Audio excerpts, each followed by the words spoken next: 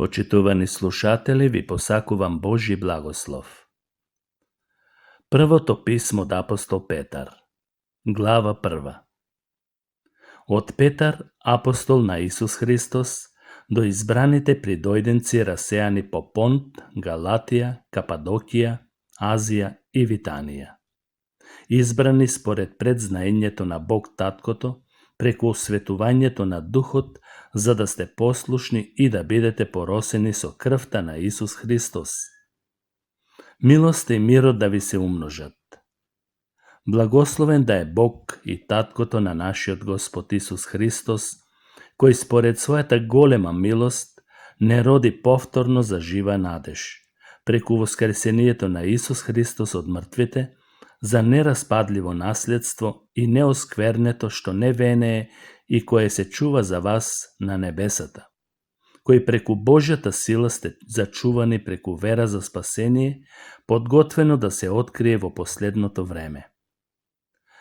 Затоа радувајте се во блаженството, во оваа блаженство, иеко сега малку сте ожалостени. Па ако е потребно и во разни искушенија, со цел проверката на вашата вера која е поскапоцена од пропадливото злато и кое се испитува преку оган, да се покаже за пофалба, чест и слава, кога ќе дојде Исус Христос, кој, иеко не го гледате, сепак го сакате, во кого сега верувате, иеко не сте го виделе, и се радувате со неискажлив и славна радост, примајќи го крајот на вашата вера, спасение на своите души. За ова спасение истражуваа и испитуваа пророците кои ви ја предскажуваа милоста која што беше за вас предвидена. Испитувајќи во кое и какво време им јавуваше Христовиот дух што беше во нив и кој однапред сведочеше за Христовите страдања и за славата што предстоеше. Ним им беше откриено дека не за самите себе, туку за вас служеа за ова што сега ви е објавено, преку оние кои ви го проповедаа Евангелието преку Светиот Дух испратен од небесата, во што и ангелите копнеат да навлезат во тоа. Затоа препашете ги бедрата на вашиот ум, бидете трезвени и имајте полна надеж во милоста, што ќе ви се даде при доаѓањето на Исус Христос. И како послушни деца, немојте да живеете според вашите поранешни страсти, што ги имавте во вашето незнаење.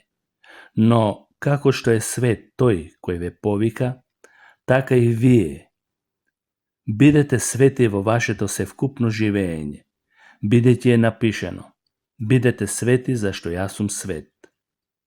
И ако го нарекувате татко оној кој не гледајќи на лице му суди секому според неговото дело, ползувајте го времето на вашиот престој во страв, зашто знаете дека не сте откупени со злато или сребро од вашиот безцелен живот што ви се предаде од вашите татковци, туку со скапоцената Христова крв, како јагне чисто и без недостаток, кој беше предодреден уште пред создавањето на светот, но се јави во последно време заради вас, кој преку него поверувавте во Бог кој го воскресна од мртвите и му даде слава, така што вашата вера и надежда ви бидат во Бог. И откако преку Духот ги очистивте вашите души во послушност кон вистината, нелицемерно и со братска љубов сакајте се еден со друг од чисто и милозливо срце.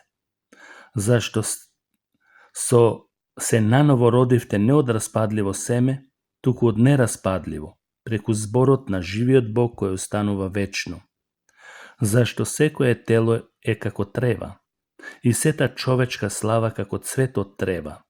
Тревата се суши и цветот паѓа, но Господовиот збор останува вечно, а тој збор е Евангелието што ви се проповеда. И затоа отврлете од себе секаков вид злоба и секое лукавство, лицемерие, завист и секаква клевета. Но како новородени деца, копнејте за чистото духовно млеко, за да пораснете преку него за спасение, ако веќе вкусивте дека Господ е добар.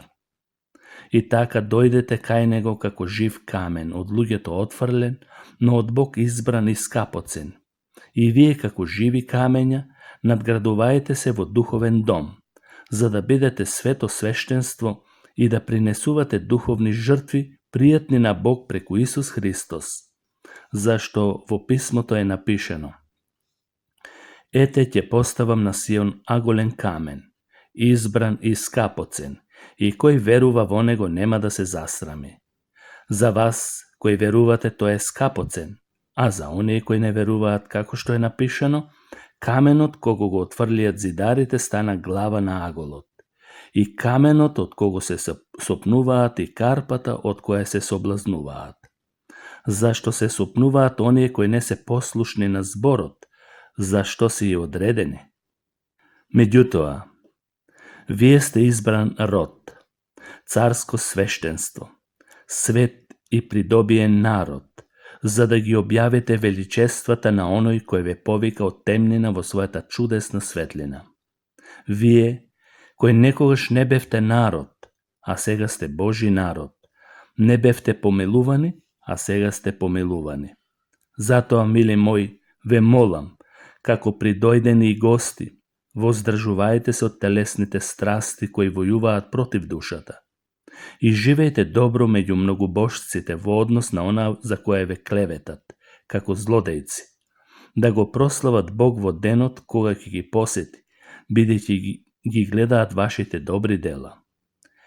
И заради Господ покорувајте се на секоја човечка власт, било на царот како на врховен владетел, било на водачите како негови пратеници, за да ги казнуваат злосторниците, а да ги пофалуваат добротворците.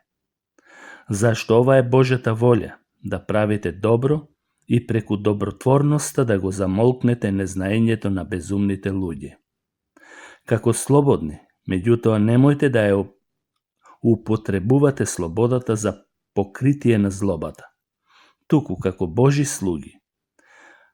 Почитувајте ги сите, сакајте го братството, имајте Божи страв, дајте му чест на царот. Слуги, бидете им послушни на вашите господари со целосен страв, не само на добрите и кротките, туку и на неправедните, зашто тоа му е угодно на Бог ако некој од сознание поради него поднесува маки, кога страда неправедно. Бидејќи каква пофалба ќе имате ако за вашите престапи поднесувате страдања, но ако страдате правејќи добро и тоа и го поднесувате трпеливо, тогаш тоа му е угодно на Бог. Зашто и за тоа сте повикани, бидејќи Христос страдаше за вас и ви остави пример да ги следите неговите стапки.